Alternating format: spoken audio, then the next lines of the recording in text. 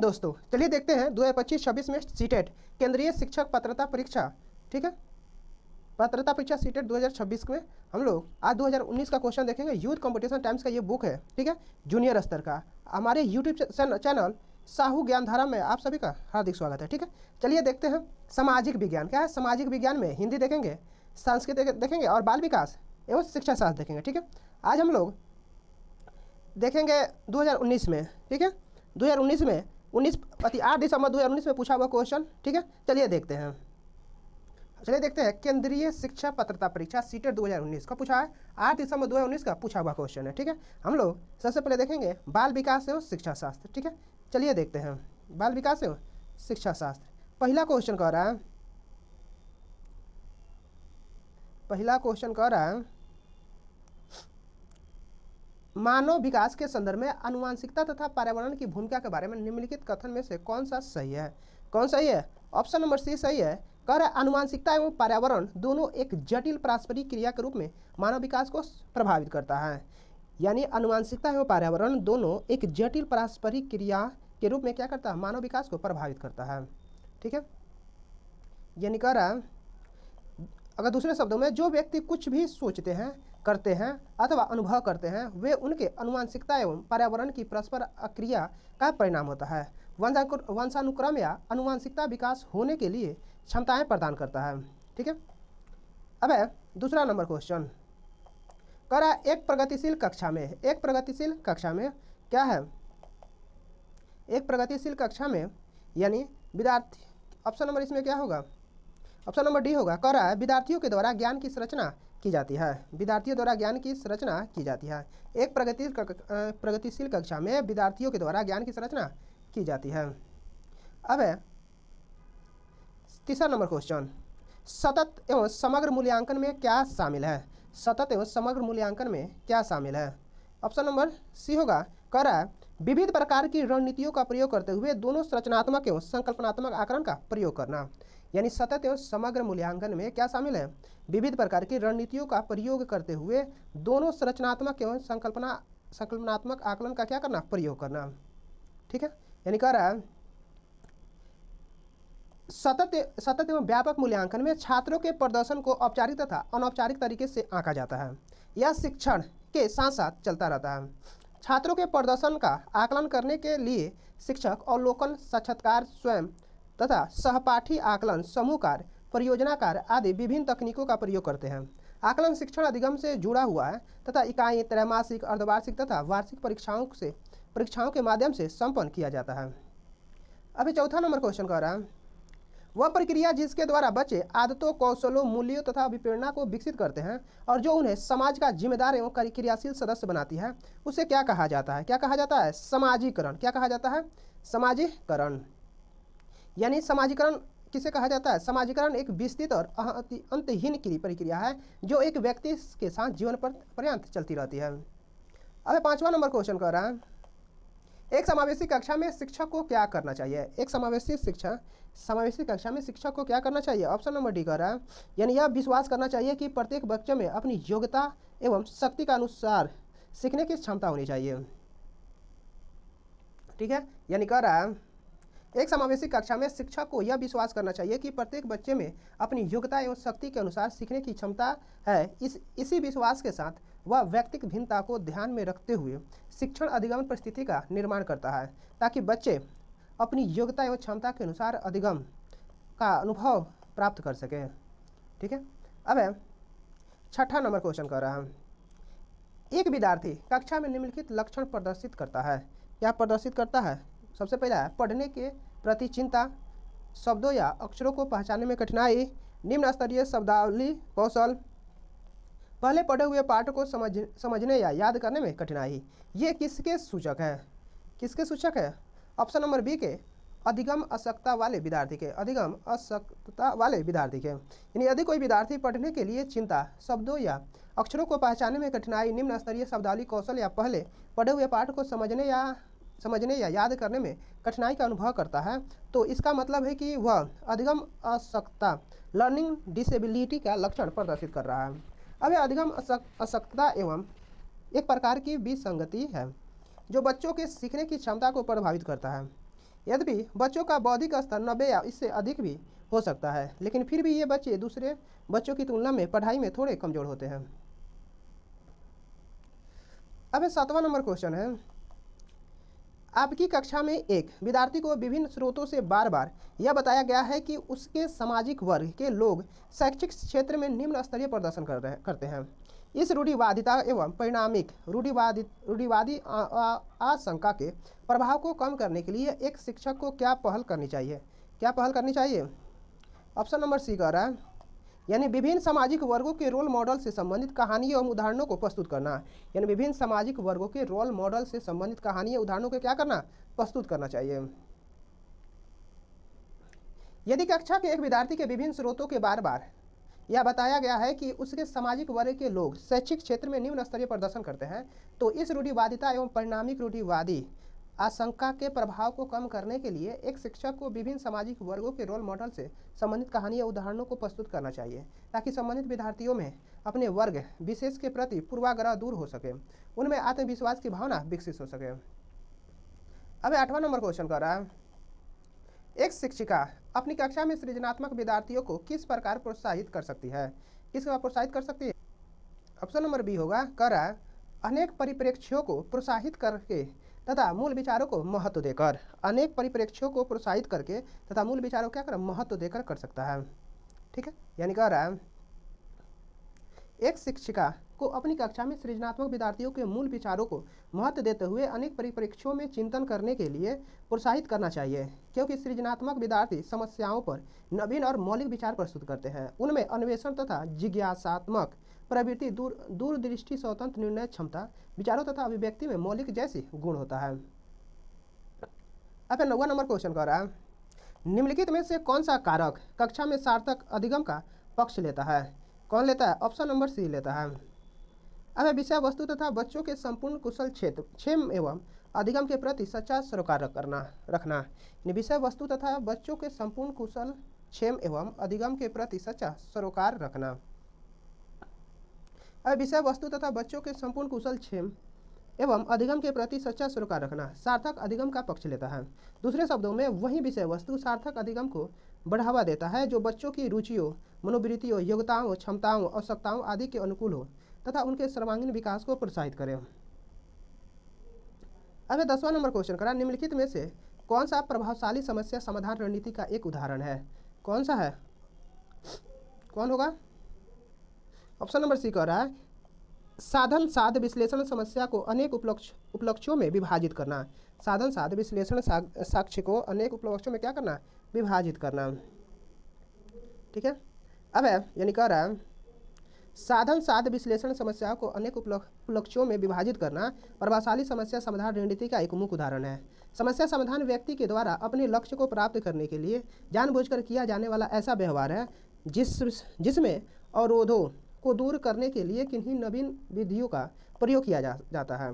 समस्या समाधान के लिए अनुगामी कार्य संपादन, उपलक्ष्य विश्लेषण तथा साधन साध विश्लेषण जैसी व्यू रचना का प्रयोग किया जाता है। साधन साध विश्लेषण में वर्तमान स्थिति व वांछित स्थिति के अंतर को कम करने का प्रयास किया जाता है।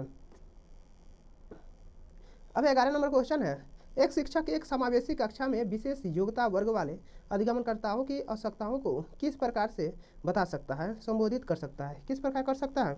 ऑप्शन नंबर सी, यानी कह रहा है प्रत्येक विद्यार्थी के अधिगम के सशक्त पक्षों एवं कमजोरियों के विश्लेषण के आधार पर विशिष्ट अधिगम उद्देश्यों को विकसित करना है। अब 12 नंबर क्वेश्चन, शिक्षक कक्षा में पढ़ने में ध्यान न देने वाले बच्चों से किस प्रकार का बर्ताव कर सकते हैं? किस प्रकार बर्ताव कर सकते हैं?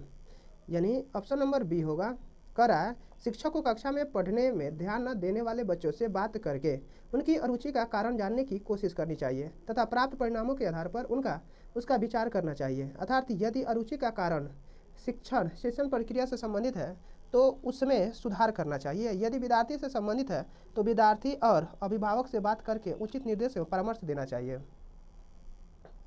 अब 13 नंबर क्वेश्चन, संरचनावादी उपागम बताता है कि कौन से ज्ञान की संरचना के लिए अत्यंत आवश्यक है? कौन आवश्यक है? विद्यार्थी का पूर्व ज्ञान।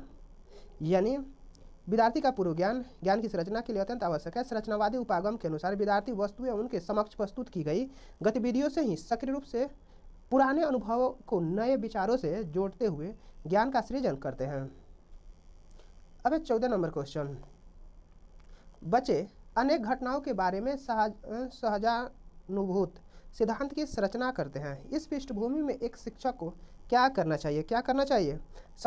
संवाद के द्वारा बच्चों की इन अवधारणाओं को चुनौती देनी चाहिए। संवाद के द्वारा बच्चों को इन अवधारणाओं को चुनौती देनी चाहिए। अब 15 नंबर क्वेश्चन है, निम्नलिखित में से कौन सी अधिगम के लिए एक प्रभावशाली शिक्षण प्रणाली नहीं है? कौन नहीं है? ऑप्शन नंबर कह रहा है, यानी कह रहा है दिए गए ज्ञान को दोहराने पर ध्यान केंद्रित करना। क्या होगा? दिए गए ज्ञान को दोहराने पर ध्यान केंद्रित करना, यानी इसमें से ये गलत है। ठीक है, यानी कह रहा है शिक्षण अधिगम के लिए प्रभावशाली शिक्षण प्रणाली निम्नलिखित है। पहला, प्रयोग एवं पर्यवेक्षण प्रणाली, संवाद एवं परिचर्चा प्रणाली, बच्चों को अंतर्दृष्टि के द्वारा अनुमान लगाने के लिए प्रोत्साहित करना, सक्रिय क्रिया आधारित अधिगम प्रणाली, परियोजना प्रणाली आदि। अतः दिए गए ज्ञान दोहराने या रटने पर ध्यान केंद्रित करके शिक्षण को प्रभावशाली नहीं बनाया जा सकता है। अब 16 नंबर क्वेश्चन, निम्नलिखित में से कौन से कारक अधिगम को प्रभावित करते हैं? कौन करता है? यानी चारों करता है। कह रहा है विद्यार्थी का अभिरुचि, विद्यार्थी का सांवेदिक स्वास्थ्य, शिक्षा शास्त्रीय रणनीतियाँ, विद्यार्थी का सामाजिक और संस्कृति संदर्भ। ठीक है, ये चार होगा। अब अधिगम को प्रभावित करने वाले कारक निम्नलिखित हैं, यानी ये सब है। ठीक है, वही जो पढ़े हैं, विद्यार्थी का अभिरुचि, विद्यार्थी का सांवेदिक स्वास्थ्य, शिक्षा शास्त्रीय रणनीतियाँ, विद्यार्थी का सामाजिक और संस्कृति संदर्भ, विद्यार्थी की सीखने की इच्छा, विषय वस्तु का स्वरूप, शिक्षण का विषय ज्ञान, विद्यार्थी का शारीरिक एवं मानसिक स्वास्थ्य आदि। अब 17 नंबर क्वेश्चन कर रहा है, निम्नलिखित में से क्या ज्ञान के सार्थक संरचना की प्रक्रिया का एक महत्व पहलू है? कौन सा होगा? ऑप्शन नंबर डी कह रहा है कि सामाजिक पारस्परिक क्रियाएं। क्या होगा? सामाजिक पारस्परिक क्रियाएं, यानी सामाजिक पारस्परिक क्रियाएं ज्ञान के संरचना की प्रक्रिया का एक महत्वपूर्ण पहलू है। बायोस्की का मानना है कि बच्चे अपने ज्ञान का निर्माण सामाजिक पारस्परिक क्रिया द्वारा करते हैं। बायोस्की के अनुसार बच्चों की भाषा, स्मृति, अमूर्त चिंतन, प्रत्यय निर्माण आदि कौशल के विकास में सामाजिक पारस्परिक क्रियाएं महत्वपूर्ण भूमिका निभाती है। अब 18 नंबर क्वेश्चन है, जब विद्यार्थी पुरस्कार पाने की इच्छा से बार बार किसी गतिविधि को करने का निर्णय लेते हैं, जैसे कि प्रयोग का नियोजन एवं संचालन करना, जो कि प्रत्यक्ष रूप से उस गतिविधि से संबंधित नहीं है, जैसे कि एक स्टार या बैज प्राप्त करना, ऐसी स्थिति में क्या संभावना उत्पन्न होती है? क्या होती है? ऑप्शन नंबर डी है, यानी अधिगम के प्रति भौतिकवादी अभिवृत्ति का विकास। अधिगम के प्रति भौतिकवादी अभिवृत्ति का विकास, यानी कह रहा जब विद्यार्थी पुरस्कार पाने की इच्छा से बार बार किसी गतिविधि को करने का निर्णय लेते हैं, तो जो कि प्रत्यक्ष रूप से उस गतिविधि से संबंधित नहीं है, जैसे ऐसी स्थिति में अधिगम के प्रति भौतिकवादी अभिवृत्ति के विकास की संभावना होती है। यह भौतिकवादी अभिवृत्ति पुरस्कार मिलने तक विद्यार्थी को गतिविधि को करने के लिए प्रेरित करेगी। जब विद्यार्थी को पुरस्कार मिलना बंद हो जाएगा, तब वह गतिविधि करना भी बंद कर देगा। इसलिए भौतिकवादी अभिवृत्ति को बढ़ावा देने वाले अभिप्रेरकों को नकारात्मक प्रेरक की श्रेणी में रखा जाता है। अब 19 नंबर क्वेश्चन, अब संज्ञान एवं संवेग के बीच किस प्रकार संबंध है? संज्ञान एवं संवेग के बीच किस प्रकार का संबंध होता है? किस प्रकार का है? संज्ञान और संवेग के बीच किस प्रकार का संबंध होता है? 19 के सी, यानी कह रहा है द्विदिशीय, यानी दोनों के बीच एक गतिशील पारस्परिक क्रिया होती है। दोनों के बीच एक गतिशील पारस्परिक क्रिया होती है। अब संज्ञान एवं संवेग के बीच द्विदिशीय, दोनों के बीच एक गतिशील पारस्परिक क्रिया का संबंध होता है। संवेग एवं संज्ञान एक दूसरे को प्रभावित करते हैं और प्रभावित भी होते हैं। उदाहरण के लिए, जब व्यक्ति उत्तेजित दशा में होता है तो उसके सोचने, समझने और स्मरण करने की क्षमता का लोप हो जाता है। इसी प्रकार जब व्यक्ति में उच्च संज्ञानात्मक योग्यता होती है तो वह अपने संवेगों पर उचित नियंत्रण भी स्थापित कर लेता है। अब 20 नंबर क्वेश्चन देखते हैं, निम्नलिखित में से कौन सी मध्य बाल्यावस्था का विशेषता है? कौन सा है? यानी बच्चे तार्किक और मूर्त रूप से सोचना प्रारंभ कर देते हैं। बच्चे जो होते हैं तार्किक और मूर्त रूप से सोचना क्या कर देते हैं? प्रारंभ कर देते हैं। यानी कह रहा है मध्य बाल्यावस्था में बच्चे तार्किक और मूर्त रूप से सोचना प्रारंभ कर देते हैं। कोल के अनुसार मध्य बाल्यावस्था 6 या 12 वर्ष की आयु होती है। पियाजे ने इस अवस्था में मूर्त सक्रियात्मक अवस्था कहा है। जिसमें बालक तार्किक और मूर्त रूप से चिंतन करने लगता है। इसी अवस्था में विलोमीयता और संरक्षण जैसी गुणात्मक मानसिक योग्यता का विकास होता है। अब 21 नंबर क्वेश्चन, परिवार एवं पास पड़ोस बच्चों के समाजीकरण की क्या होगा? प्राथमिक एजेंसियां है। परिवार एवं पास पड़ोस बच्चों की समाजीकरण की क्या है? प्राथमिक एजेंसियां है। परिवार एवं पास पड़ोस बच्चों के समाजीकरण की प्राथमिक एजेंसियां है। बालक जन्म के बाद परिवार के ज़्यादा से ज़्यादा सदस्यों के संपर्क में आता है और उनके क्रियाकलापों तथा व्यवहार के तौर तरीकों से उनके विविध स्वरूपों जैसे क्रोध करना, चिल्लाना, हंसना, हाथ भुजा, पैर आदि हिलाने की अनुक्रियाओं का अनुकरण करता है। इस प्रकार की विशेष भाव भंगिमाओं से उसे परिवार के लोगों से घुलने मिलने तथा उनसे स्वयं को जोड़ने में सहायता मिलती है। इसी प्रकार वह स्थान, गांव जहां बच्चा बड़ा होता है उससे उसका पास पड़ोस बनता है। पास पड़ोस के भौतिक तथा सामाजिक वातावरण में उसका समाजीकरण होता है। अब है 22 नंबर क्वेश्चन, बाल्यावस्था की अवधारणा से क्या अभिप्राय है? क्या है? ऑप्शन नंबर 1 आ रहा है, समकालीन सामाजिक संरचनावादी मनोवैज्ञानिकों के अनुसार यह एक सामाजिक संरचना है। यानी समकालीन सामाजिक संरचनावादी मनोवैज्ञानिक के अनुसार यह एक सामाजिक संरचना है। ठीक है, यानी कह रहा है समकालीन सामाजिक संरचनावादी मनोवैज्ञानिक के अनुसार बाल्यावस्था एक सामाजिक संरचना की अवस्था है। बाल्यावस्था में समाजीकरण की गति तीव्र हो जाती है। बालक समाज के प्रत्येक संपर्क में आता है जिसके फलस्वरूप उसका सामाजिक विकास तीव्र गति से होता है। बाल्यावस्था में समूह सदस्य सामाजिक गुण, बहुमुखी प्रवृत्ति, सामाजिक स्वीकृति की चाह, मित्र चयन आदि सामाजिक गुणों का क्या करता है? विकास होता है। अब 23 नंबर क्वेश्चन कर रहा है, समाज में विभिन्न लिंगों के लिए उपयुक्त मानी जाने वाली प्रारूपिक विशेषताओं के बारे में जन सामान्य की अवधारणाओं को क्या कहते हैं? क्या कहते हैं? जेंडर रूढ़िवादिता। क्या बोलते हैं? जेंडर रूढ़िवादिता। समाज में विभिन्न लिंगों के लिए उपयुक्त मानी जाने वाली प्रारूपिक विशेषताओं के बारे में जन सामान्य की अवधारणाओं को जेंडर रूढ़िवादिताएं कहते हैं। प्रत्येक समाज में पुरुष और महिलाओं के लिए अलग अलग पोशाकों, भूमिकाओं और जिम्मेदारियां निर्धारित है। भूमिकाओं और जिम्मेदारियों का यह विभाजन परिवार और समाज में उनके समाजीकरण को निर्धारित करता है तथा यही पुरुषों और महिलाओं के प्रति भेदभावपूर्ण रवैया एवं लिंग रूढ़िवादिता का कारण बनता है। अब 24 नंबर क्वेश्चन, हाल ही में पाठ्यचर्या में ऐसी कहानियों को शामिल करने के लिए विवेकशील प्रयास किया गया जिसमें पिता के घर कार्यों में लगा रहता है और माता साहसी गतिविधियों को करती है। यह कदम किस लिए महत्वपूर्ण है? किस लिए महत्वपूर्ण है? ऑप्शन नंबर ए है, कह रहा है यानी हाल ही में पाठ्यचर्या में ऐसी कहानियों को शामिल करने के लिए विवेकशील प्रयास किया गया है जिसमें पिता घर के कार्यों में लगा रहता है और माता साहसी गतिविधियों के करती है। ठीक है, अब 25 नंबर क्वेश्चन कर रहे हैं, बायोस्की के अनुसार जब एक वयस्क बच्चे के निष्पादन के वर्तमान स्तर को सहयोग द्वारा विस्तारित किया करता है तो इसे क्या कहते हैं? क्या कहते हैं? पाड़ या ढांचा। बायोस्की के अनुसार जब एक वयस्क बच्चे के निष्पादन के वर्तमान स्तर को सहयोग द्वारा विस्तारित करता है तो इस पाड़ या ढांचा निर्माण कहते हैं। दूसरे शब्दों में जब कोई बड़ा व्यक्ति जैसे कि माता पिता या शिक्षक बालक को कोई खेल या व्यवहार सिखाता है तो उसे अंतःक्रिया या संवाद करता है। इस क्रिया को ढांचा निर्माण कहा जाता है। इसमें संवाद या अंतःक्रिया की महत्वपूर्ण भूमिका होती है।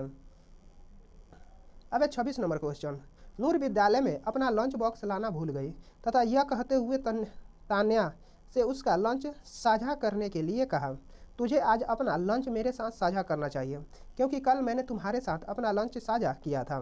ठीक है, लॉरेंस कोहलबर्ग के नैतिक विकास के सिद्धांत के अनुसार नूर का कथन किसके अभिविन्यास प्रारूप की अवस्था को प्रदर्शित करता है? किसको करता है? आदान प्रदान परंपरागत को करता है निरूपित। यानी कह रहा है यदि नूर विद्यालय में अपना लंच बॉक्स लाना भूल गई है तब वो कहते हुए तान्या से उसका लंच साझा करने के लिए कहती है, तुम्हें आज अपना लंच मेरे साथ साझा करना चाहिए क्योंकि कल मैंने तुम्हारे साथ अपना लंच साझा किया था। ठीक है, लॉरेंस कोहलबर्ग के नैतिक विकास के सिद्धांत के अनुसार नूर का यह कथन आदान प्रदान अभिविन्यास प्रारूप को परंपरागत अवस्था को प्रदर्शित करता है। अब 27 नंबर क्वेश्चन, यानी किसके अनुसार बच्चों के चिंतन के बारे में सामाजिक प्रक्रियाओं तथा सांस्कृतिक संदर्भ के प्रभाव को समझना आवश्यक है। कौन सा होगा? ले बायोस्की। कौन होगा? ले बायोस्की। ले बायोस्की के अनुसार बच्चे के चिंतन के बारे में सामाजिक प्रक्रियाओं तथा सांस्कृतिक संदर्भ के प्रभाव को समझना आवश्यक है। बायोस्की का मानना है कि सामाजिक एवं सांस्कृतिक संबंधों से ही संज्ञानात्मक कौशल का विकास होता है। उनके अनुसार अधिगम व विकास सांस्कृतिक व सामाजिक वातावरण के माध्यम के साथ साथ चलती है। उनका कहना है कि बालक का विकास सामाजिक एवं सांस्कृतिक गतिविधियों से अलग नहीं किया जा सकता है। अब 28 नंबर क्वेश्चन है, पियाजे के संज्ञानात्मक विकास के सिद्धांत से निहितार्थ निकालते हुए एक ग्रेड 6 से 8 को शिक्षक को अपनी कक्षा में क्या करना चाहिए? क्या करना चाहिए? ऑप्शन नंबर ए है, अब ऐसी समस्याएं प्रस्तुत करनी चाहिए जिसमें तर्क आधारित समाधान की आवश्यकता होती है। ऐसी समस्या प्रस्तुत करनी चाहिए जिसमें तर्क आधारित समाधान को क्या करने आवश्यकता होती है। यानी पियाजे के संज्ञानात्मक विकास के सिद्धांत से निहितार्थ निकालते हुए एक ग्रेड 6 से 8 के शिक्षक को अपनी कक्षा में ऐसी समस्या प्रस्तुत करनी चाहिए जिसमें तर्क आधारित समाधान की आवश्यकता होती है। अब 29 नंबर क्वेश्चन है, हार्वर्ड गार्डनर के बहुबुद्धि सिद्धांत के अनुसार तार्किक गणितीय बुद्धि वाले एक व्यक्ति की क्या विशेषताएं हो सकती है? क्या विशेषताएं हो सकती है? ऑप्शन नंबर सी है, यानी पैटर्न को खोजने की एवं तर्क की लंबी श्रृंखला को हल करने की क्षमता और संवेदनशीलता होती है। यानी पैटर्न को खोजने की एवं तर्क की लंबी श्रृंखला को हल करने की क्या होती है? क्षमता और संवेदनशीलता होती है। अब हार्वर्ड गार्डनर के बहुबुद्धि सिद्धांत के अनुसार तार्किक गणितीय बुद्धि वाले एक व्यक्ति की मुख्य विशेषता यह होती है कि वह पैटर्न खोजने की एक तर्क की लंबी श्रृंखला को हल करने की क्षमता और संवेदनशीलता को प्रदर्शित करते हैं। दूसरे शब्दों में तार्किक गणितीय बुद्धि से तात्पर्य तर्क करने, गणितीय समस्याओं को हल का समाधान करने, सादृश्यता अंकों को क्रम में व्यक्त संबंधों को पहचानने आदि की क्षमता से है। अब उच्च तार्किक गणितीय बालकों की गणितीय व तार्किक क्षमता अच्छी होती है। इन बच्चों को ऐसे पजल्स व खेल अच्छे लगते हैं जिनमें तर्कना शक्ति की आवश्यकता होती है। अब 30 नंबर क्वेश्चन है, जिन पियाजे के संज्ञानात्मक विकास के सिद्धांत के अनुसार परिकल्पित निगमनात्मक तर्क किस अवधि में विकसित होता है? किसमें होता है? अमूर्त सक्रियात्मक अवस्था। जिन पियाजे के संज्ञानात्मक विकास के सिद्धांत के अनुसार परिकल्पित निगमनात्मक तर्क अमूर्त संक्रियात्मक अवस्था में विकसित होता है। अमूर्त संक्रियात्मक अवस्था संज्ञानात्मक विकास की अंतिम अवस्था है जो लगभग 11 से 15 वर्ष की आयु तक चलती है। इस अवस्था के दौरान बालक अमूर्त बातों को संबंध में तार्किक चिंतन करने की योग्यता विकसित कर लेता है। ध्यानतब है कि मूर्त वस्तुओं तथा सामग्री के स्थान पर शाब्दिक तथा सांकेतिक अभिव्यक्ति का प्रयोग तार्किक चिंतन में किया जाता है। ठीक है, अब हम लोग देखेंगे सामाजिक अध्ययन। ठीक है, सेकेंड यूनिट है यहाँ पे सामाजिक अध्ययन। चलिए देखते हैं 31 नंबर क्वेश्चन। कह रहा है, निम्नलिखित में से कौन सा कथन खनिज के संदर्भ में सही नहीं है? 31 का सी होगा। कह रहा है क्या होगा? सभी खनिज क्या होता है? अधात्विक होते हैं। सभी खनिज क्या होते हैं? अधात्विक। यानी क्या होता है? विभिन्न प्रकार के भूवैज्ञानिक परिवेश में निर्मित होते हैं खनिज। ठीक है, खनिजों का निश्चित भौतिक तथा रासायनिक संगठन होता है। खनिज धात्विक, अधात्विक तथा ऊर्जा खनिज के रूप में वर्गीकृत किए जाते हैं। अतः सभी खनिज अधात्विक होते हैं। यह कथन सही नहीं है। ठीक है, नहीं तो सब सही है। ठीक है, दूसरा क्वेश्चन कह रहा है मैच करना है, मिलान करना है। ठीक है, चलिए डायरेक्ट इसका आंसर देख लेते हैं मिलान का। कह रहा है नर्मदा घाटी यानी आखेट और संग्रहण। दूसरा है बज्जी क्या है? आरंभिक गणतंत्र। सी है गारो पहाड़ी आरंभिक कृषि। गंगा घाटी लगभग 2500 वर्ष पूर्व के शहर है। सिंधु और उसकी सहायक नदियाँ प्रथम नगर है। क्या है? प्रथम नगर है। अब 33 नंबर क्वेश्चन देखते हैं। 33 नंबर। ठीक है, नीचे दो कथन ए और बी भारतीय इतिहास के तिथियों और काल के समसामयिक वाद विवादों के संदर्भ में दिए गए हैं। कथन ए और कथन दो। ठीक है, कथन ए कह रहा है हिंदू मुस्लिम ब्रिटिश जैसी कालावधि उपयुक्त है क्योंकि शासकों का धर्म ही एकमात्र महत्वपूर्ण ऐतिहासिक परिवर्तन रहा है। और बी कह रहा है लंबी समयावधि में घटित होने वाली ऐतिहासिक प्रक्रियाओं को निश्चित तिथियों और काल विभाजित करने के अंतर्गत लाना समस्या है। क्या होगा? ऑप्शन नंबर सी कह रहा है पहला गलत है, ए गलत है, किंतु बी सही है। ठीक है, यानी कह रहा है यानी काल विभाजन का आज बहुत कम इतिहास ही स्वीकार करते हैं। अधिकार इतिहासकार आर्थिक तथा सामाजिक कारकों के आधार पर ही अतीत को विभिन्न कालखंडों की विशेषताएं तय करते हैं। अब 34 नंबर क्वेश्चन देखते हैं। 34 नंबर भी स्टेटमेंट है, कह रहा नीचे दो कथन 19वीं शताब्दी में नई लोकप्रिय भारतीय कला के संदर्भ में है। क्या होगा? यानी पहला कथन कह रहा है कई चित्रों में अपने आसपास के बदलावों का उपहास किया गया। अंग्रेजी भाषी लोगों के नए शौकों को मजाक तथा औरतों को घर से बाहर न निकलने की सलाह दी गई है। कथन भी कह रहा है राष्ट्रवादी विचारों के अभिव्यक्ति करने और लोगों की ब्रिटिश शासन के खिलाफ उद्वेलित करने के लिए छवियों का इस्तेमाल किया जाता था। ठीक है, यानी कह रहा है ऑप्शन नंबर ए होगा। कह रहा है दोनों सही है किंतु ए का सही व्याख्या भी नहीं करता है। ठीक है, ठीक है। 19वीं शताब्दी में नई लोकप्रिय भारतीय कला में कलाकारों एंग्लो इंडिया स्टाइल में चित्रण करते थे, जिसमें पूर्व पश्चात मिश्रण के आधार पर पशु पक्षी प्राकृतिक चित्र, भारतीय जीवन से संबंधित चित्र, जिसमें अंग्रेजों के अधीनस्थ भारतीय दासों एवं सेवकों के जीवन का प्रकटीकरण किया गया बनाए जाते थे। कई चित्रों में अपने आसपास के बदलावों का उपहास किया गया तथा अंग्रेजी भाषा लोगों के नए शौकों का मजाक बनाया गया था। अब इसके अतिरिक्त इन चित्रों में भ्रष्ट पुजारियों की आलोचना की गई और औरतों को घर से बाहर न निकलने की सलाह दी गई। दूसरी ओर 19वीं शताब्दी के आखिर में ऐसा चित्र का भी निर्णय किया जाना जिसमें राष्ट्रवाद की भावना मुखर हुई। ठीक है, अब है 35 नंबर क्वेश्चन। भारत में आरंभिक मानवों पर समझ के लिए निम्नलिखित में से किसे एक प्राथमिक स्रोत माना जा सकता है? किसे एक प्राथमिक स्रोत माना जा सकता है?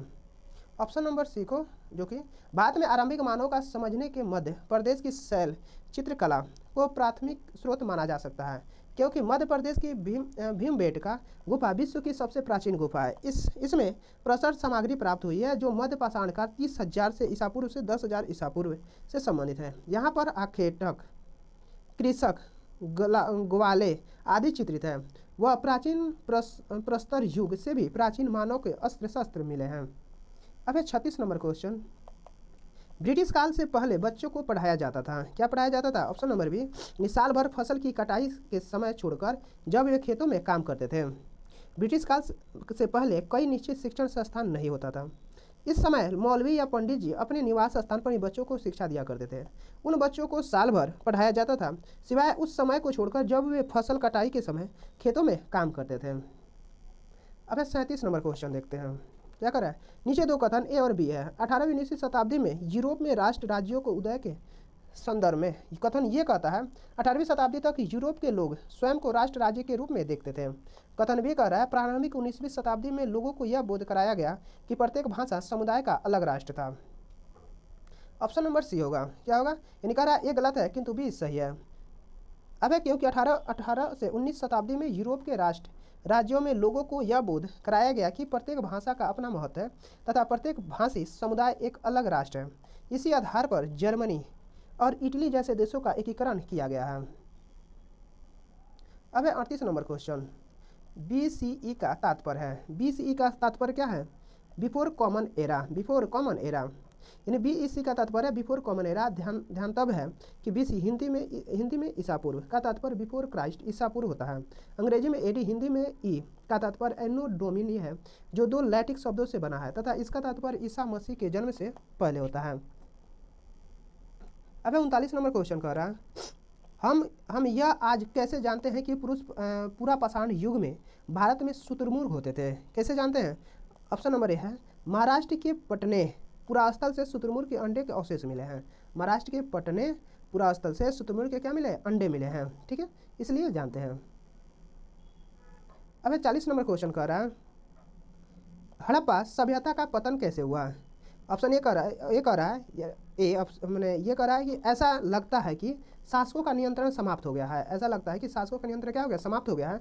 बी कह रहा है जंगलों का विनाश हो गया है। सी कह रहा है सभ्यता के पूरे क्षेत्र में बाढ़ आ गई है। डी कह रहा है संभवतः नदियाँ सूख गई है। ठीक है, यानी क्या होगा? Option number A B D, यानी ए सही है, बी सही है और डी सही है। ठीक है, चलिए इसका डिस्कशन देखते हैं। यानी कह रहा है हड़प्पा सभ्यता का उदय 2600 ईसा पूर्व से 1900 ईसा पूर्व के दौरान माना जाता है।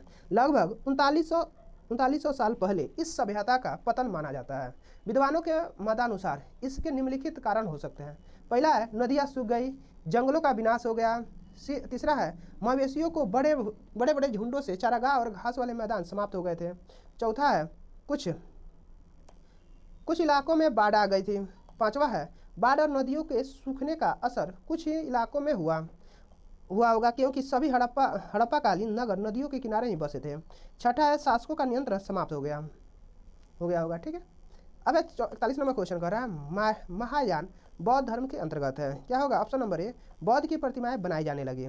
यानी महायान बौद्ध धर्म के अंतर्गत बुद्ध की क्या बनाई प्रतिमाएं बनाए जाने लगी। ठीक है। महायान बौद्ध धर्म के अंतर्गत बुद्ध की संपूर्ण प्रतिमाएं बनाई जाने लगी थी। ठीक है। 42 नंबर क्वेश्चन कर रहा है खिलजी और तुगलक वंश के अंतर्गत प्रशासन और समेकन के संदर्भ में सही क्या है? सही क्या है? ऑप्शन नंबर बी कह रहा है, ऑप्शन नंबर बी सही है। यानी दिल्ली में बंगाल जैसे सुदूर प्रांतों का नियंत्रण कठिन था। ठीक है। अब है 43 नंबर क्वेश्चन, यानी जनजातीय लोगों को इतिहास के पुनर्निर्माण में निम्न में से कौन सा कथन गलत है? कौन सा है? ऑप्शन नंबर ए, यानी अधिकांश जनजातीय समूहों ने लिखित दस्तावेज रखा है। अधिकांश जनजातीय समूहों ने क्या लिया? लिखित दस्तावेज रखा है। ठीक है। अब करा जनजातीय लोगों के इतिहास निर्माण के लिए कोई ठोस दस्तावेज प्राप्त नहीं होता है क्योंकि कुछ अपवादों को छोड़ दे तो जनजातीय लोग भी लिखित दस्तावेज नहीं रखते थे और न ही समकालीन इतिहासकारों और मुसाफिरों ने जनजातियों के बारे में बहुत कुछ लिखा है। लेकिन कुछ समृद्ध रीति रिवाजों और वाचित मौखिक परंपराओं का संरक्षण करते थे। अब 44 नंबर क्वेश्चन, चलिए 44 नंबर क्वेश्चन कह रहा है 1857 के विद्रोह के बाद अंग्रेजों ने किस प्रकार भारत पर अपना नियंत्रण को समाहित किया? किस प्रकार किया? ऑप्शन नंबर डी है, यानी कह रहा 1857 के विद्रोह के बाद अंग्रेजों ने ईस्ट इंडिया कंपनी के सारे अधिकार ब्रिटिश साम्राज्य के हाथों में सौंप दिया ताकि भारतीय मामलों को एक शासन के अधीन ज़्यादा बेहतर ढंग से संभाला जा सके, जबकि उन्होंने किसानों तथा भूमिहीनों की रक्षा के लिए कोई विशेष नीति नहीं बनाई थी और न ही भारतीयों को संपत्ति अधिकारों की सुरक्षा करना उनका ध्येय था। ठीक है। अब 45 नंबर क्वेश्चन, निम्नलिखित में से क्या प्रतिनिधि लोकतंत्र की विशेषता नहीं है? क्या है? यानी जनता का निर्णय निर्माण की प्रक्रिया में प्रत्यक्ष सहभागिता। जनता का निर्णय निर्माण की प्रक्रिया में प्रत्यक्ष सहभागिता। ठीक है। यानी प्रतिनिधि लोकतंत्र में निर्णय निर्माण की प्रक्रिया में प्रत्यक्ष सहभागिता जन प्रतिनिधियों की होती है जो जनता द्वारा चुने जाते हैं। जनता की इस प्रक्रिया में अप्रत्यक्ष सहभागिता होती है। अतः प्रतिनिधि लोकतंत्र में जनता को मतदान का अधिकार तथा मतदान द्वारा प्रतिनिधि के चुनाव का अधिकार होता है। अब 46 नंबर क्वेश्चन करा भारत के किस क्षेत्र को छोटा तिब्बत कहा गया है? किसको कहा गया है? लद्दाख को। यानी भारत के किस क्षेत्र को छोटा तिब्बत कहा गया? किसे कहा गया? लद्दाख को कहा गया है। भारत के लद्दाख क्षेत्र जिसकी राजधानी लेह है उसको तिब्बत से सटे होने के कारण छोटा तिब्बत कहा जाता है क्योंकि वहाँ के सांस्कृतिक तथा सामाजिक परिवेश एक दूसरे से क्या मिलते जुलते हैं। अब 47 नंबर क्वेश्चन, भारत में अपील प्रणाली या पौनवार्दिक प्रणाली किसे कहते हैं? किसे कहते हैं? ऑप्शन नंबर सी है, यानी कह रहा है निचली नियामक के आदेश के खिलाफ उच्च न्यायालय में अपील का प्रावधान। निचली न्यायालय के आदेश के खिलाफ उच्च न्यायालय में अपील का प्रावधान है। अपील शब्द का अर्थ है किसी मामले को किसी निचली अदालत के ऊपर की किसी अदालत में इस नज़रिए के साथ ले जाना कि सुनाया गया है कि फैसले माने जाने योग्य हैं या नहीं। ठीक है। अब 48 नंबर क्वेश्चन है, निम्नलिखित में से कौन सा प्रायद्वीपीय पठार का लक्षण नहीं है? कौन सा नहीं है? ऑप्शन नंबर सी है, यानी इस पठार पर पश्चिम की ओर बहने वाली महानदी और कृष्णा नदियाँ मौजूद है। ठीक है। चलिए अगला क्वेश्चन देखते हैं। अगला क्वेश्चन कर रहा है 49 नंबर क्वेश्चन, निम्नलिखित में से कौन सा कथन अफ्रीका के बारे में सही है? कौन सा सही है? ऑप्शन नंबर ए, यानी यही एक ऐसा महाद्वीप है जिससे होकर कर्क, विषुवत तथा मकर रेखाएं गुजरती है। ठीक है। यानी अफ्रीका एकमात्र ऐसा महाद्वीप है जिससे होकर कर्क, विषुवत रेखा तथा मकर रेखाएं तीनों गुजरती है। ठीक है। अब 50 नंबर क्वेश्चन कह रहा है भारत के दक्षिणी भाग विशेषकर तमिलनाडु और आंध्र प्रदेश में शरद ऋतु में वर्षा होती है। क्यों होती है? ऑप्शन नंबर डी, पवन स्थल भागों से लौटकर बंगाल की खाड़ी की ओर बहती है। यानी पवन स्थल भागों से लौटकर कहाँ? बंगाल की खाड़ी की ओर बहती है। ठीक है। अब 51 नंबर क्वेश्चन कह रहा है निम्नलिखित में से कौन सा भ्रंतोस पर्वत है? कौन सा है? ऑप्शन नंबर सी है, भ्रंतोस पर्वत कौन है? वासजेस पर्वत यानी क्या है? यानी भ्रंश पर्वत या ब्लॉक पर्वत का निर्माण पृथ्वी के ऊपरी सतह के भ्रंश के द्वारा भूभाग के ऊपर उठने अथवा बहुत बड़े भाग के टूटने पर टूटकर ऊर्ध्वाधर रूप से विस्थापित होने से होता है। ठीक है। अब 52 नंबर क्वेश्चन है, कथन ए, पृथ्वी से हमें चंद्रमा का केवल एक ही भाग दिखाई देता है। पृथ्वी से हमें चंद्रमा का केवल कितना, एक ही भाग दिखाई पड़ता है। कथन बी कहता है, चंद्रमा पृथ्वी का एक चक्कर लगभग 27 दिन में पूरा करता है और लगभग इतने ही समय में वह अपने अक्ष पर एक चक्कर भी पूरा करता है। नीचे दिए गए विकल्पों का सही विकल्प का चयन करना है। क्या होगा? ऑप्शन नंबर डी होगा, यानी कह रहा है ए और बी दोनों सही है। ठीक है, बी सही व्याख्या है ए की। चलिए अगला क्वेश्चन देखते हैं, 53 नंबर। यह स्टेटमेंट है। ठीक है, यानी कह रहा है कायांतरित सेल के बारे में दिए गए ABCD कथनों का विचार कीजिए और सही विकल्प का चयन करना है। ए कह रहा है अग्नेय और अवसादी सेल उच्च ताप और दाब के प्रभाव में कायांतरित सेलों में परिवर्तित हो जाती है। और बी कह रहा है कायांतरित सेल उच्च ताप और दाब को प्रभाव में पिघलकर द्रवित मैग्मा बनाते हैं। ठीक है, और सी कह रहा है संगमरमर एक कायांतरित सेल है। चलिए इसमें देखते हैं, यानी इसमें ऑप्शन नंबर बी होगा, ए और ABC तीनों सही है। ठीक है, यानी कायांतरित सेल के बारे में दिए गए सभी कथन सही है, क्योंकि अग्नेय और अवसादी सेल ही उच्च ताप और दाब के प्रभाव के कारण अपवर्तित होकर कायांतरित सेल में परिवर्तित हो जाती है।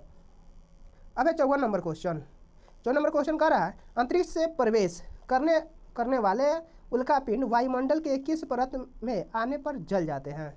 किस परत में जल जाते हैं? ऑप्शन नंबर डी है, कह रहा है मध्यमंडल में। कहाँ? मध्यमंडल में जाके जल जाते हैं। मध्यमंडल वायुमंडल की तीसरी परत है जो समताप मंडल के ऊपर स्थित है। 55 नंबर क्वेश्चन देखते हैं, ऋतु प्रवास जुड़ा हुआ है। ऋतु प्रवास किससे जुड़ा है? लोगों के आवागमन से। लोगों के आवागमन, ऋतु प्रवास लोगों के आवागमन से जुड़ा हुआ है, जो दो भिन्न जलवायु दशा वाले क्षेत्रों में सामान्यतः पशु चारकों के द्वारा अपने पशुओं के साथ मौसम परिवर्तन के अनुसार किया जाने वाला प्रवास ऋतु प्रवास कहलाता है। अब 56 नंबर क्वेश्चन, अस्थायी पवनों के संबंध में कथन ए और कथन बी पर विचार कीजिए, सही विकल्प का चयन कीजिए। क्या होगा? ऑप्शन नंबर ए कह रहा है ये पवनें वर्ष भर लगातार निश्चित दिशा में चलती रहती है। ये पवनें वर्ष भर लगातार निश्चित दिशा में क्या होती है? चलती रहती है। बी कह रहा है पश्चिमी एवं पूर्वी पवनें इसके उदाहरण है।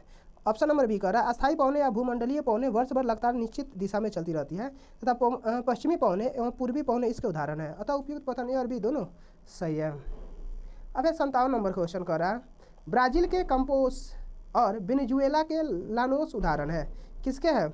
उष्णकटिबंधीय घास स्थल। उष्णकटिबंधीय घास स्थल के उष्णकटिबंधीय घास का मैदान उष्णकटिबंधीय वर्षा वनों और मरुस्थलीय बायोम के बीच पाया जाता है। इस प्रकार के घास के मैदान में घास के अतिरिक्त कहीं कहीं झाड़ियाँ और कुछ पेड़ भी पाए जाते हैं।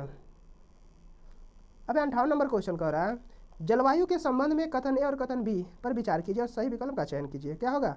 ऑप्शन नंबर यानी कह रहा पहला ए कह रहा है जलवायु वायुमंडल के दिन प्रतिदिन होने वाला परिवर्तन है। बी किसी स्थान की जलवायु सिर्फ उसकी ऊंचाई तथा ऊंचावच पर निर्भर करती है।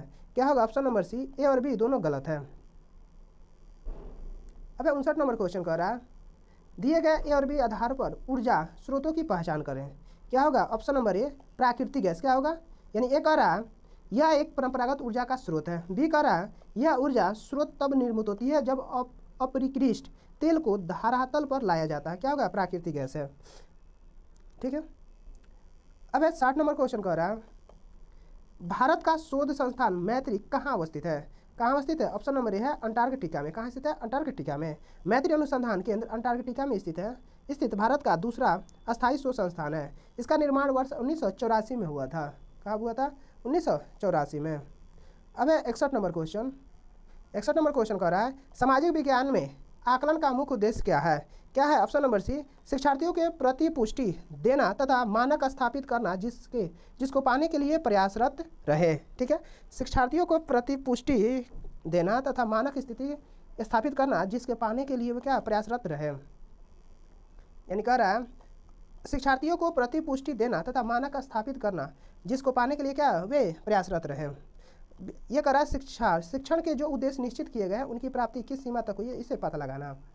62 नंबर क्वेश्चन कर रहा है सामाजिक विज्ञान की कक्षा में फिल्म को एक प्रभावी शैक्षणिक उपकरण के रूप में उपयोग किया जा सकता है क्योंकि ऑप्शन नंबर ए है फिल्में कक्षा के भीतर बाहरी दुनिया को ला सकती है। फिल्में कक्षा के भीतरी बाहरी दुनिया को ला सकती है। बी कह रहा है फिल्में अनदेखे और अनसुने संदर्भों को खोजने की शक्ति से प्रेरित करता है। फिल्में जो होता है अनदेखे और अनसुने संदर्भों को खोजने की शक्ति से क्या करता है, प्रेरित करते हैं। ऑप्शन नंबर सी कह रहा है फिल्में ऐसे कहानियों, संवादों और छवियों को सामने लाती है जो जीवन में हमसे दूर हो सकती है। ऑप्शन नंबर डी कह रहा है फिल्में एक वस्तुनिष्ठ माध्यम है जो छात्रों को एक ही तरीके से अपने विचार प्रस्तुत करने के लिए प्रोत्साहित कर सकती है। ऑप्शन नंबर कौन होगा, ए बी सी तीनों सही, ऑप्शन नंबर डी होगा। ठीक है, ऑप्शन नंबर डी होगा। यानी कह रहा है फिल्में कक्षा के भीतर बाहरी दुनिया को ला सकती है। फिल्में अनदेखे और अनसुने संदर्भों को खोजने की शक्ति में प्रेरित करते हैं। फिल्में ऐसी कहानियों, संवादों और छवियों को सामने लाती है जो जीवन में हमसे दूर हो सकती है।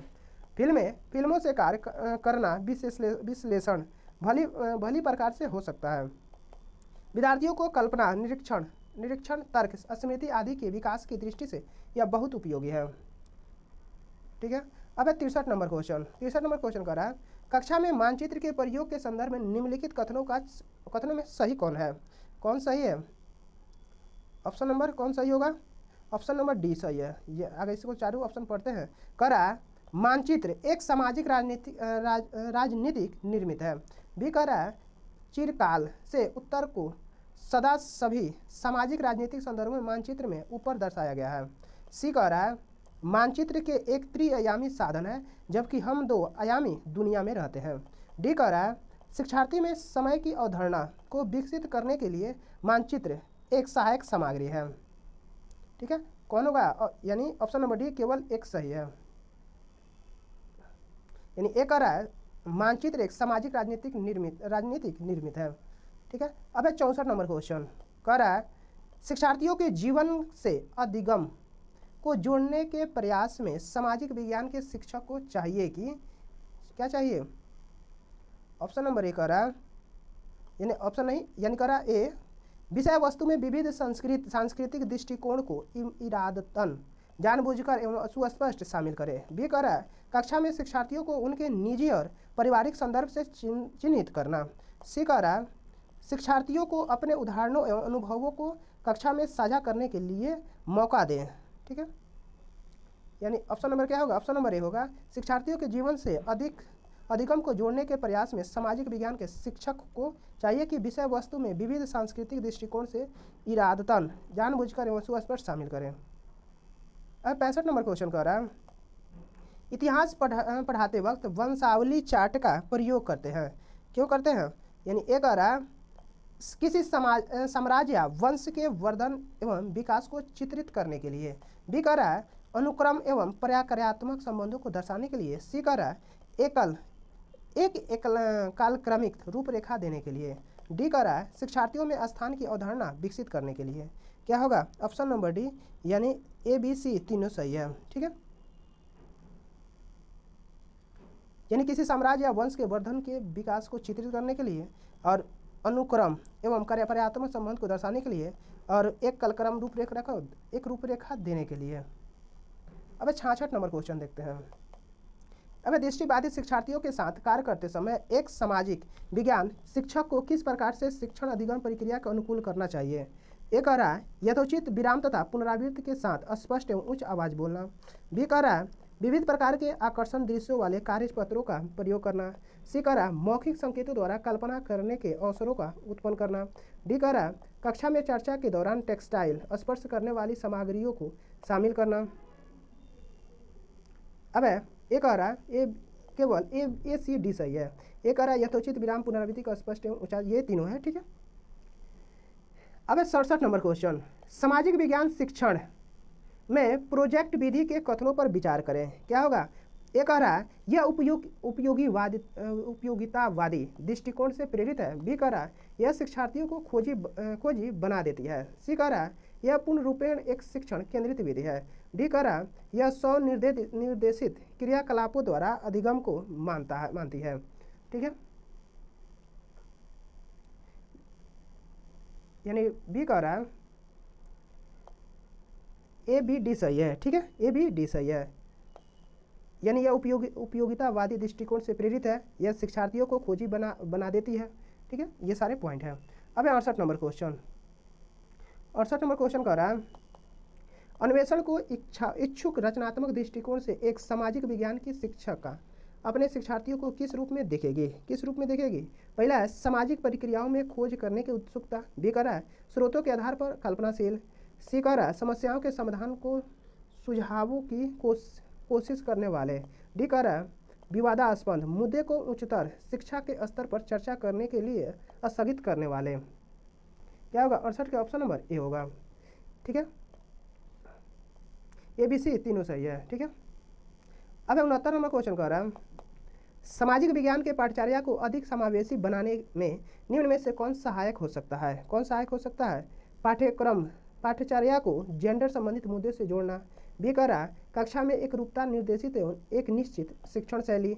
सी कह रहा है विभिन्न स्रोतों के शामिल करना आधिकारिक एवं निम्न वर्गीय प्रसंगों को। डी कह रहा एक परीक्षा पत्र सभी विद्यार्थियों के लिए। क्या होगा? ऑप्शन नंबर ए है, ए और सी सही है। अब है 70 नंबर क्वेश्चन। 70 नंबर क्वेश्चन कह रहा है विद्यार्थियों को विवेचनात्मक होना क्यों सीखना चाहिए? क्यों सोचना चाहिए? बी है यह समझने के लिए कि मुद्दे उनकी खुद की ज़िंदगी से कैसे जुड़े हुए हैं। ठीक है, यह समझने के लिए कि मुद्दे उनकी खुद की ज़िंदगी से कैसे जुड़े हुए हैं। ठीक है, ये विद्यार्थियों को विवेचनात्मक होना इसलिए सिखाया जाना चाहिए ताकि वे समझ सके कि मुद्दे उनकी खुद की ज़िंदगी से किस प्रकार जुड़े होते हैं। विवेचनात्मक शिक्षा विभिन्न मुद्दों पर उनके राजनैतिक, सामाजिक, आर्थिक व नैतिक पहलुओं के संदर्भ में आलोचनात्मक चिंतन का अवसर प्रदान करता है। अब 71 नंबर क्वेश्चन है निम्नलिखित उदाहरणों में से विविधता को दर्शाने वाला उदाहरण का चयन करें। क्या होगा? ऑप्शन नंबर सी होगा यानी परितोष को बांग्ला अच्छी आती है, वहीं सुचिता हिंदी बोलती है। ठीक है, ऑप्शन नंबर सी था।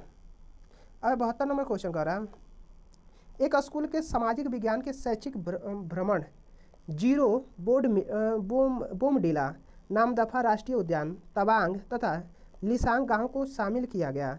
किस माध्यम से विद्यार्थियों को आप भ्रमण किए गए राज्यों को इंगित कर सकते हैं? ऑप्शन नंबर बी है अरुणाचल प्रदेश और मणिपुर को एक मानचित्र पर। अब 73 नंबर क्वेश्चन कर रहा है सामाजिक विज्ञान की समसामयिक समझ अध्यापकों को निम्नलिखित सभी को करने को प्रोत्साहित करती है केवल इसके छोड़कर। किसको छोड़कर? 73 का ऑप्शन नंबर ए है यानी प्रश्नों के समान उत्तर देने के लिए शिक्षार्थियों को प्रोत्साहित देना जिससे कि सभी बेहतर बन सके। ठीक है, यानी प्रश्नों के समान उत्तर देने के लिए शिक्षार्थियों को प्रोत्साहित देना जिससे वो क्या सभी बेहतर बन सके। अब 74 नंबर क्वेश्चन है निम्नलिखित में से जेंडर रूढ़िवादिता का उदाहरण नहीं है। कौन नहीं है? सिर्फ लड़कियों को कक्षा का बोर्ड सजाने के लिए कहा जाता है।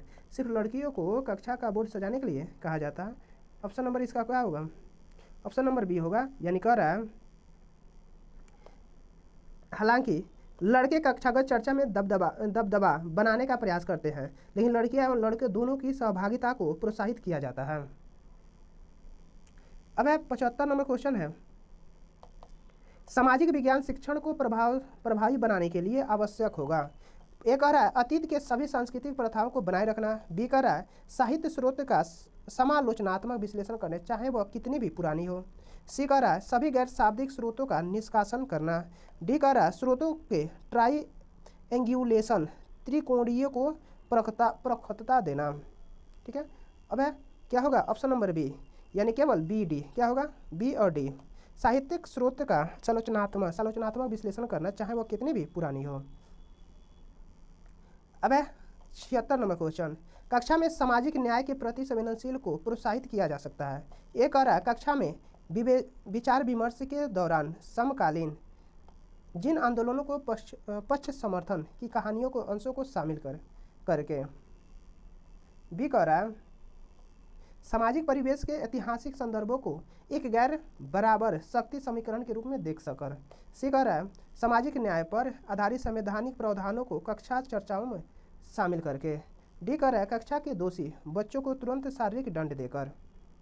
ठीक है, यानी ए कह रहा है ए बी सी तीन होगा कक्षा में सामाजिक न्याय के प्रति संवेदनशीलता को प्रोत्साहित करने के लिए निम्नलिखित कार्य किया जा सकता है। अब है कक्षा में विचार विमर्श के दौरान समकालीन जन आंदोलन और पक्ष समर्थन की कहानियों के अंशों को शामिल करके भारतीय सामाजिक परिवेश के ऐतिहासिक संदर्भों को एक गैर बराबर शक्ति समीकरण के रूप में देखकर। 77 नंबर क्वेश्चन कर रहा है, इतिहास शिक्षण शास्त्र प्रयास करेगा कि क्या करेगा। ए कह रहा है इतिहास का निर्माण स्रोत पर आधारित होता है। बी कह रहा है इतिहास सामाजिक प्रक्रियाओं में निरंतरता और बदलाव को खोजे। सी कह रहा है इतिहास व्याख्यानों के विभेदों के संलग्न हो तथा प्रमुख समुदायों के विचारों को अनुमोदित करें। डी कह रहा है इतिहास घटनाओं को एक काल विशेष के सामाजिक राजनीति के संदर्भ में रख कर देखें। क्या होगा, ऑप्शन नंबर ए होगा। करा ए बी डी, कौन होगा, ए बी डी। चलिए ठीक है, यानी इतिहास का निर्माण स्रोत पर आधारित होगा। इतिहास सामाजिक प्रक्रियाओं निरंतर और बदलाव की खोजबान करेगी। इतिहास घटनाओं को एक काल विशेष के सामाजिक राजनीतिक संदर्भों में रख कर देखता है। ठीक है, अब 78 नंबर क्वेश्चन है, प्रदूषण रहित हवा का अधिकार भारत में किस मौलिक अधिकार के भाग के रूप में स्वीकार किया गया है। किसके रूप में, ऑप्शन नंबर ए है, यानी प्रदूषण रहित हवा का अधिकार भारत में जीवन के मौलिक अधिकार के भाग के रूप में स्वीकार किया गया है। भारतीय संविधान के अनुच्छेद 21 के तहत प्रत्येक सरकार का दायित्व बनता है कि वह अपने नागरिकों को स्वस्थ एवं स्वच्छ पर्यावरण उपलब्ध कराए। अब इसके लिए भारत सरकार ने राष्ट्रीय हरित न्यायाधिकरण अधिनियम 2010 संसद द्वारा पारित कराया तथा अक्टूबर 2010 में राष्ट्रीय हरित न्यायाधिकरण की स्थापना की गई। अब 79 नंबर क्वेश्चन देखते हैं। कह रहा है भारत का वर्णन करने के लिए विविधता में एकता मुहावरे का निर्माण किसने किया था। किसने किया था, जवाहरलाल नेहरू ने। अब 80 नंबर क्वेश्चन कह रहा है लोकसभा में कितने सदस्य मनोनीत होते हैं, न कि मतदान द्वारा चुनकर आते हैं। कितने आते हैं, 2। कितने आते हैं, 2। ठीक है, लोकसभा की अधिकतम संख्या कितना, 552 निर्धारित की गई है। इन्हें 530 राज्यों के प्रतिनिधि 20 संघ राज्य क्षेत्र के प्रतिनिधि होते हैं। एंग्लो इंडिया समुदाय के 2 सदस्यों को राष्ट्रपति मनोनीत कर सकते हैं। वर्तमान में लोकसभा में 545 सदस्य हैं। इनमें से 530 राज्यों से 13 सदस्य संघ राज्य क्षेत्रों और 2 सदस्य राष्ट्रपति द्वारा एंग्लो इंडिया समुदाय में मनोनीत किए जाते हैं। अब 81 नंबर क्वेश्चन, 2006 में नेपाल में सरकार का रूप राजतंत्र से बदलकर क्या हो गया है। क्या हो गया, लोकतंत्र। क्या हो गया, लोकतंत्र। 2006 में नेपाल में सरकार का रूप राजतंत्र से बदलकर लोकतंत्र हो गया।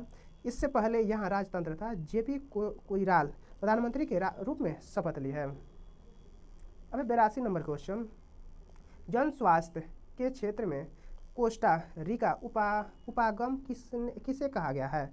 किसे कहा गया, ऑप्शन नंबर सैन्य बल न रखना ताकि जन स्वास्थ्य पर ज़्यादा खर्च किया जा सके। सैन्य बल न रखना ताकि जन स्वास्थ्य पर ज़्यादा खर्च किया जा सके। अब 83 नंबर क्वेश्चन कह रहा है 1997 में भारतीय उच्च न्यायालय ने विशाखा निर्देश की रचना महिलाओं को कौन सी यौन उत्पीड़न से बचाने के लिए किया था। कार्यस्थलों पर, किस पर, कार्यस्थलों पर। अब 84 नंबर क्वेश्चन कह रहा है निम्नलिखित में से कौन भारत में एक राज्य के राज्यपाल की नियुक्ति करता है। राज्यपाल की नियुक्ति कौन करता है, कौन करता है, केंद्र सरकार करता है। ठीक है, अब 85 नंबर क्वेश्चन कर रहा है निम्नलिखित में से कौन ग्रामीण प्रशासनिक अधिकारी नहीं है। कौन है, ए जो है ग्रामीण प्रशासनिक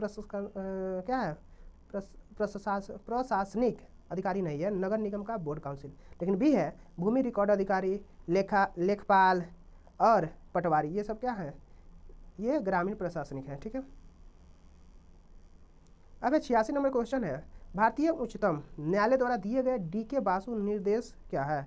क्या है निर्देश, ठीक है, 86 नंबर है।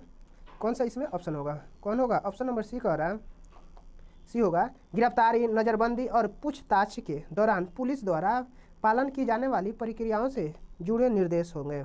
ठीक है, अब है भारतीय उच्च न्यायालय द्वारा दिए गए DK बासु निर्देश गिरफ्तारी, नज़रबंदी और पूछताछ के दौरान पुलिस द्वारा पालन की जाने वाली प्रक्रियाओं से जुड़े 11 सूत्रीय निर्देश हैं। ठीक है, अब 87 नंबर क्वेश्चन कर रहा है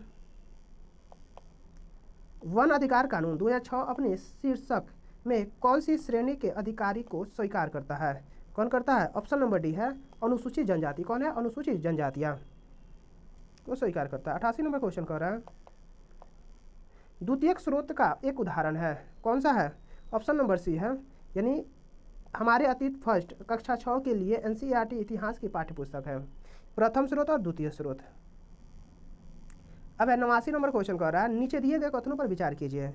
ऑप्शन एक विचार कथन कह रहा है पहला, परीक्षाएं तंत्र की सुविधा के लिए निर्मित कृत्रिम परिस्थितियां हैं, न कि व्यक्तिगत शिक्षार्थियों के लिए। बी कह रहा है, स्मृति परीक्षण से दूर दक्षताओं के परीक्षण पर जोर के रूप में बदलाव सामाजिक विज्ञान की कक्षाओं में तनाव को कम करेगी।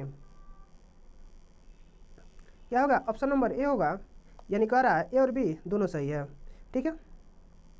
अब 90 नंबर क्वेश्चन कह रहा है, सामाजिक विज्ञान के अध्यापक अध्यापिका का मुख्य उद्देश्य होना चाहिए। क्या होना चाहिए? ऑप्शन नंबर ए, यानी होगा इसका आंसर, यानी सभी तत्व जो समाज का निर्माण करते हैं उनके बीचों के संबंध का बोध कराना। ठीक है, यहाँ पे हमारा सामाजिक विज्ञान समाप्त हुआ। अब हम लोग आगे देखते हैं, संस्कृत होगा चाहे हिंदी होगा। हिंदी है। ठीक है, चलिए गद्यांश है। हम लोग अब 91 से 99 तक इसको गद्यांश को पढ़ के जवाब देना है, जो कि हम लोग गद्यांश हमेशा चेंज होते रहता है। ठीक है, हम लोग 99 यानी 100 नंबर क्वेश्चन से देखते हैं। 100 पे कह रहा है, ये कविता दिया हुआ है। ठीक है, 100 से 105 तक ले, जो कि हमेशा चेंज होते रहता है, अपने हिसाब से आदमी देना होता है, तो इसको पढ़ने से कोई फ़ायदा नहीं है। हम लोग 106 नंबर क्वेश्चन से देखेंगे। ठीक है, चलिए 106 नंबर क्वेश्चन कह रहा है, त्रिभाषा फॉर्मूला भारत की क्या है? भाषा स्थिति को चुनौती और क्या करती है? अवसरों को संबोधित करने का एक प्रयास है। त्रिभाषा फॉर्मूला भारत की भाषा स्थिति की चुनौतियों और अवसरों को संबोधित करने का एक प्रयास है। ठीक है, अब 107 नंबर क्वेश्चन कह रहा है, लिखने की क्षमता का विकास बोलने, सुनने और पढ़ने की क्षमता को संगति में होना चाहिए। यह विचार है क्या है? पूर्णतः सत्य है। 108 नंबर क्वेश्चन कह रहा है, उच्च प्राथमिक स्तर पर भाषा सीखने का उद्देश्य है। क्या है? भाषा की बारीकी और सौंदर्य बोध को सही रूप में समझना।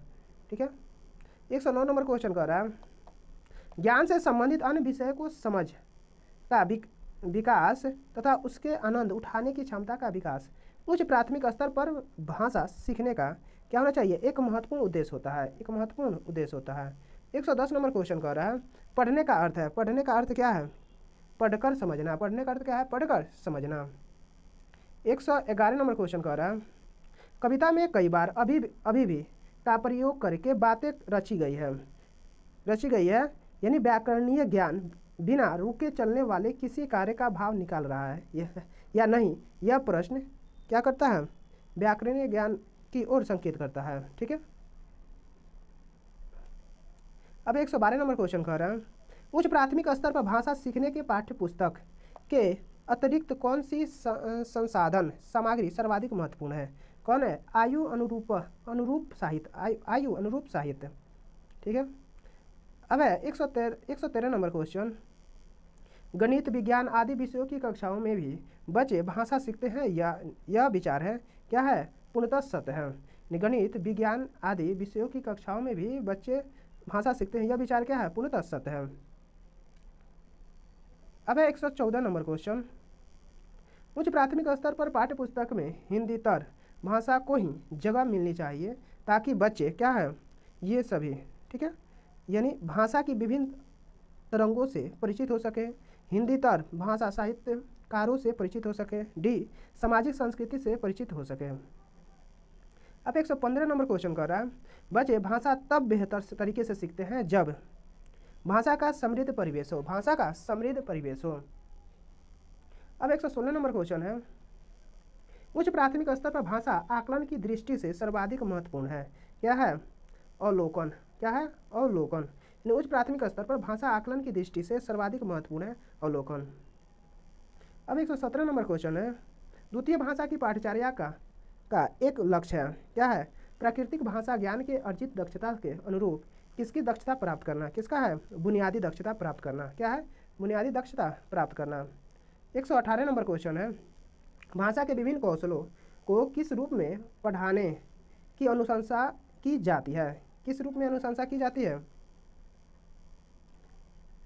ऑप्शन नंबर सी है एकीकृत रूप में। किस रूप में? एकीकृत रूप में की जाती है। अब 119 नंबर क्वेश्चन, व्याकरण शिक्षण की कौन सी विधि अपेक्षाकृत प्रभावी है? कौन सा है? आगमन विधि। कौन है? आगमन विधि। व्याकरण शिक्षा की कौन सी विधि अपेक्षाकृत प्रभावी है? कौन है? आगमन विधि। अब 120 नंबर क्वेश्चन है, उच्च प्राथमिक स्तर पर भाषा की पाठ्य पुस्तक में रक्त और हमारा शरीर पाठ शामिल करने का विचार किससे जुड़ा है? किससे जुड़ा है? हिंदी भाषा की विभिन्न रंगतों, हिंदी भाषा के विभिन्न रंगतों से जुड़ा है। यहाँ पे हमारा हिंदी समाप्त हुआ। चलिए अब संस्कृत देखते हैं, क्या है संस्कृत, ठीक है, पार्ट 4 है। संस्कृत का रहा है और दोलिखित गद्यांश है 91 से 99 तक। गद्यांश हमेशा चेंज होते रहता है, कोई फायदा नहीं है पढ़ने से। चलिए अगला क्वेश्चन देखते हैं। यहाँ पे श्लोक दिया है 100 से 105 तक ले, श्लोक हमेशा चेंज होते रहता है। 106 नंबर क्वेश्चन से देखते हैं, ठीक है। 106 नंबर क्वेश्चन का रहा है, कुशलम पठनम नास्ति, क्या होगा? ऑप्शन नंबर डी, यानी सुचिंतम, क्या होगा? सुचिंतम। 107 नंबर क्वेश्चन, व्यापकम वाचनम अधोलिखितेषु किन संबंध नास्ति, क्या होगा? 107 का ऑप्शन नंबर बी, यानी एतेन सूक्ष्म विषयम पठनम भवति येन गंभीरा बोध भवति। अब 108 नंबर क्वेश्चन कर रहा है, लेखनस्य प्रक्रिया उपागमस्य लक्ष्य अस्ति, क्या होगा? ऑप्शन नंबर सी होगा, उभयम प्रक्रियाम परिणामे च, उभयम प्रक्रियायाम परिणामे च, ठीक है। 109 नंबर क्वेश्चन है, भाषाया पाठ्यक्रमे साहित्यस्य सन्निवेशे अधोलिखितेषु कस्य महत्वम नास्ति, क्या होगा? ऑप्शन नंबर ए है, एतत् केवलम श्रवण संभाषण कौशल्यम पोष्यति, ठीक है, यानी भाषाया पाठ्यक्रमे साहित्य सन्निवेशे। अब है 110 नंबर क्वेश्चन कर रहा है, अब है अध, क्या है? अध अस्तेनु क उचित समीकीर्णम अस्ति, क्या होगा? विराम चिन्हानि वाक्यार्थ बोधे सहायम कुर्वन्ति, ठीक है। अब 111 नंबर क्वेश्चन है, छात्राणाम लेखनस्य आकलन मुख्यतया ध्यानम ददाति, क्या होगा? विचाराणाम भविव्यक्त्यो, ठीक है, विचाराणाम अभिव्यक्त्यो, ठीक है। 112 नंबर क्वेश्चन है, राष्ट्रीय पाठ्यचर्या 2005 इत्यस्य मार्ग निर्देशकतेषु अधोलिखितेषु कस्य समावेशनम नास्ति, क्या होगा? ऑप्शन नंबर सी है, पाठ्यक्रम पाठ्य वस्तु पुस्तक केंद्रीय स्यातम। 113 नंबर क्वेश्चन है, एन वस्तु स्थिति शब्देन चित्रम क्रियते यथा, किम अभवत, कदा अभवत, कुत्र अभवत, कार्यकलापस्य उद्दीपना किम आसीत् तथा च कार्यस्य अंत अथम अभवत इत्यादि तदत् अस्ति, क्या होगा? ऑप्शन नंबर सी, उपाख्यानात्मक अभिलेखनम। जिस वस्तु स्थिति में शब्दों द्वारा चित्रण किया जाता है, जैसे क्या हुआ, कब हुआ, कहाँ हुआ, उद्दीपन क्या था तथा कार्य की समाप्ति कैसे हुई इत्यादि, एक उपख्यानात्मक उल्लेख का है। अब 114 नंबर क्वेश्चन कर रहा है, छात्रा भाषायाम किम कुर्वन्ति इति दर्शयितुम अस्तदिनेषु किम श्रेष्ठम परिणामम, क्या होगा? छात्रा लिखिता कविता परिच्छेदास्य, ठीक है। 115 नंबर क्वेश्चन कर रहा है, बायोस्की महोदयस्य पृष्ठाश्रय परिकल्पना नुसारम शिक्षकम भाषायाम छात्रेभ्यः युग्मेन समूहेन वा कार्यकृतम अवसरम दक्षता यत्, क्या होगा? सामाजिक भवस्य आदान प्रदान महत्वपूर्ण ध्यानम भवति येन अधिगम भवति। 116 नंबर क्वेश्चन कर रहा है, सरल वाक्यों एवं भाषायाम शिक्षणस्य आरंभः भवति न तु ध्वनिनानं तेषां समस्या व शिक्षणेन एवं कथनम यद्यपि यत्, क्या होगा? ऑप्शन नंबर ए, यानी संपूर्ण वाक्यानाम आधारेण विचार विनिमयं भवति। अब 117 नंबर क्वेश्चन कर रहा है, सप्तम कक्षाया शिक्षिका चाक्षुष विद्यार्थिनम कृते यूट्यूब इत्यतः दृश्य श्रव्य सामग्रीणाम श्राविक विद्यार्थिनम कृते ध्वनि मुद्रित सामग्री ग्रामम तथा च गति संवेदनाशीलम विद्यार्थिनम कृते आदान प्रदान क्रीडा नाम उपयोगम करोति एवं सर्व इतस्य शिक्षक उपयोग करोति, क्या होगा? ऑप्शन नंबर बी, यानी व्यक्ति का नाम अधिगम शैली नाम समावेशनार्थम, ठीक है। अब 118 नंबर क्वेश्चन है, ज्ञानवादी नाम अवधारणानुसारम भाषा शिक्षणस्य दृष्टि बालकान त्रुटि शांति, क्या होगा, अधिगमस्य अंडरूपेण एन चिंतन अंतर्दृष्ट लभ्यते। ठीक है, 119 नंबर क्वेश्चन है, गंभीर श्रवण नाम श्रवणम, क्या होगा, ऑप्शन नंबर ए ध्यानेन स, ध्यानेन स, क्या होगा, ध्यानेन स। 120 नंबर क्वेश्चन है, मनोवाचनेन विद्यार्थी अधोलिखितेषु कस्य सर्वतो न्यूनम अधिग्रहणम कुर्यते, क्या होगा, ऑप्शन नंबर ए संभाषण कौशलस्य, यानी मौन वाचनेन विद्यार्थी अधोलिखितेषु संभाषण कौशलस्य सर्वतो न्यूनतम अधिग्रहण कुर्यते, अर्थात चलिए 120 नंबर यहाँ पे हमारा क्वेश्चन फाइनल हुआ। ठीक है, चलिए thank you for watching, like share and subscribe.